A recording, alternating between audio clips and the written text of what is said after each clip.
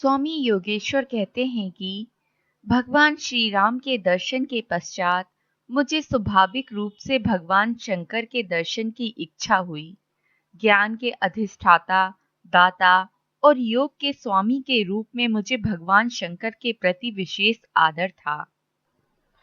मैंने भी प्रभु की शरण लेकर उनकी प्रसन्नता के लिए तपस्या का प्रारंभ किया। मुझ में किसी विशेष योग्यता का अभाव था। ज्ञान, भक्ति या योग की विशेष शक्ति मुझ में नहीं थी। मेरे पास तो था केवल प्रार्थना का बल। जैसे भूखा बालक अपनी माँ के लिए तरसता है, उसे आवाज लगाता है, वैसे मैं भी ईश्वर दर्शन के लिए तरसता था। प्रभु को अंतर के अंतरतम से पुकारता था। मेरे पास भगवान शंकर की तस्वीर थी, जो मैंने हिमालय जाने से पहले बड़ौदा से ली थी।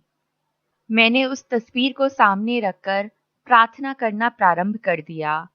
सुबह होने पर कमरे का द्वार बंद कर दिया और भगवान शंकर की आतुर हृदय से प्रार्थना की। मेरी आतुरता चरम सीमा पर थी। मन सोचता था कि कब प्रभु के दर्शन होंगे। ऐसे पवित्र स्थान में मेरी प्रार्थना अवश्य सफल होगी, ऐसा मेरा विश्वास था। वक्त होने पर चंपक भाई भोजन की थाली रख गए। भोजन करने की कोई खास इच्छा नहीं थी, मगर चंपक भाई की विनती के कारण मैंने भोजन कर लिया। शंकर भगवान के दर्शन के लिए मेरा प्रयास भोजन के पश्चात भी जारी रहा।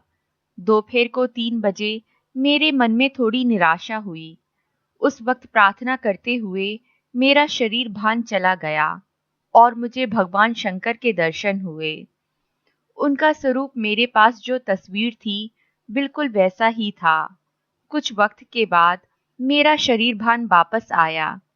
दर्शनानुभव से मुझे बेहद आनंद हुआ, शांति मिली। मेरे हिसाब से वह उत्तम कोटि का अनुभव नहीं था। मुझे लगा कि भगवान शंकर ने मुझे तत्कालीन संतुष्टि प्रदान की है।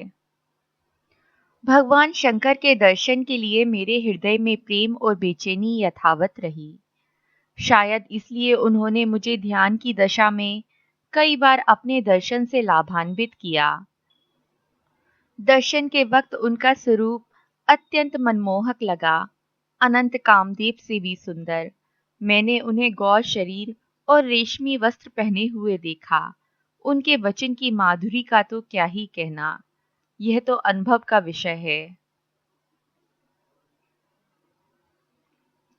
मेरे अनुभव के आधार पर मैं इतना जरूर कहूँगा कि इस कलिकाल में भी जो उनके दर्शन करना चाहे और इसके लिए प्रामाणिक प्रयास करे, वो उनके दर्शन कर सकता है। दशरथाचल पर्वत से उतरकर हम देवप्रयाग में ठहरे हुए थे। देवप्रयाग के जिस मकान में हम ठहरे हुए थे वो पुराना था, मगर भीड़-भाड़ से दूर था। मकान के ऊपरी हिस्से में 2 कमरे थे, जिसमें हम रहते थे। मकान से कुछ दूरी पर पानी का झरना था। नीचे गंगा जी के दर्शन होते थे। उन दिनों में ज्यादातर कौपीन धारण करता था। हाँ, गांव में जाते वक्त मैं वस्त्र पहनता, वरना लंगोटी से मेरा काम चल जाता था। जब दशरथाचल पर्वत पर था, तब मैंने सोचा था कि अब हमेशा के लिए वस्त्रों का त्याग करके सिर्फ लंगोटी पहनूंगा, मगर बाद में मैंने ऐसा नहीं किया। मुझे लगा कि निर्जन प्रदेश में ऐसा करना शायद ठीक है, मगर लोगों के बीच रहने के लिए मर्यादानुसार स्वच्छ और सादगीपूर्ण वस्त्र अवश्य धारण करने चाहिए। अतः विवेक से प्रेरित होकर मैंने आजीवन कौपीन धारण करने का विचार त्याग दिया। देवप्रयाग और दशरथाचल पर्वत पर मुझे विभिन्न अनुभव मिले, जिनमें ध्यानावस्था में हुए सिद्ध पुरुषों के दर्शन का अनुभव शामिल है। देवप्रयाग में घर के नीचे के हिस्से में जो कमरा था, वहां बैठकर मैं ध्यान कर रहा था।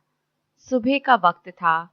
तब मैंने एक अति वृद्ध महात्मा के दर्शन किए। उनके शरीर पर कोई वस्त्र नहीं था। अन्य विशेष अनुभवों में मुझे ध्यानावस्था में मंत्र सुनाई देते थे। मंत्र भी ऐसे जो मैंने पहले कभी नहीं सुने थे, ना ही कहीं पढ़े थे। मैं उन मंत्रों को ध्यान छूटने के पश्चात लिख लेता था।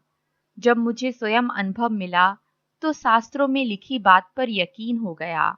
मैं मानने लगा कि शायद इसी तरह ऋषि मुनियों को ध्यान और जागृति में मंत्र सुनाई देते होंगे और इसी वजह से उन्हें मंत्र दृष्टा कहा गया होगा। ध्यान साधना के दौरान सहज रूप से प्राप्त हुए मंत्र स्वयं सिद्ध होते हैं। उनका जाप करने से अवश्य लाभ होता है। मेरी साधना जैसे जैसे बढ़ती चली, मंत्र दर्शन के कई और अनुभव होते रहे। एक दफा रात्रि में ध्यान करते समय मैं समाधि अवस्था में चला गया। उस वक्त मैंने महापुरुषों के समूह को देखा। समूह के आगे 2-3 महापुरुष ढोलक के साथ नृत्य कर रहे थे। बाकी सारे महात्मा पुरुष ताल देकर साथ चल रहे थे। उनके स्वर अत्यंत कोमल और मधुर थे। इस समूह में आकर्षक रूप से मंत्र गान कर रहे थे। मंत्र कोई और नहीं मगर संक्षिप्त गायत्री मंत्र था। उन दिनों में गायत्री मंत्र के जाप करता था। गायत्री मंत्र मुझे बड़ा लंबा लगता था। मुझे लगा कि शायद इसलिए मुझे गायत्री मंत्र के नए संस्करण समान यह संक्षिप्त गायत्री मंत्र सुनाया गया है। मैंने जो मंत्र सुना वह कुछ इस तरह था। ओम भूर्भुवः स्वः भर्गो देवस्य धीमहि धियो यो नः। ओम भूर्भुवः स्वः भर्गो देवस्य धीमहि धियो यो नः। महापुरुषों की मंडली नृत्य के साथ मंत्र का समूह गान कर रही थी। मेरे लिए यह अनुभव अत्यंत अलौकिक और आनंददायक था।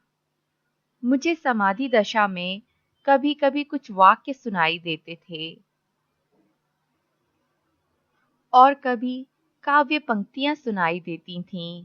जब समाधि या ध्यान से मेरा देह भान वापस आता था, तब मैं उन्हें अपनी डायरी में नोट कर लेता था। मेरा उत्साह ऐसे अनुभवों से दुगना हो जाता था। हमारे शास्त्रों और संतों ने भगवान शंकर को आशुतोष कहा है, यानी शीघ्र प्रसन्न होने वाला देव कहा है। ऐसा सुनकर आम आदमी के मन में शिव जी को प्रसन्न करने की भावना होती है, मगर जब वे भगवान शंकर को प्रसन्न करने के लिए उमा की तपश्चर्या के बारे में पढ़ते हैं तो मायूस हो जाते हैं। सोचते हैं कि भगवान शंकर की प्रसन्नता के लिए उमा को इतना कठिन तप करना पड़ा, हमारा क्या होगा। मगर उन्हें मैं एक बात बताना चाहता हूँ कि उमा की तपस्या की बात हजारों साल पहले की है। उस वक्त असाधारण शक्तिशाली लोग थे। आजकल लोगों का मनोबल साधारण है।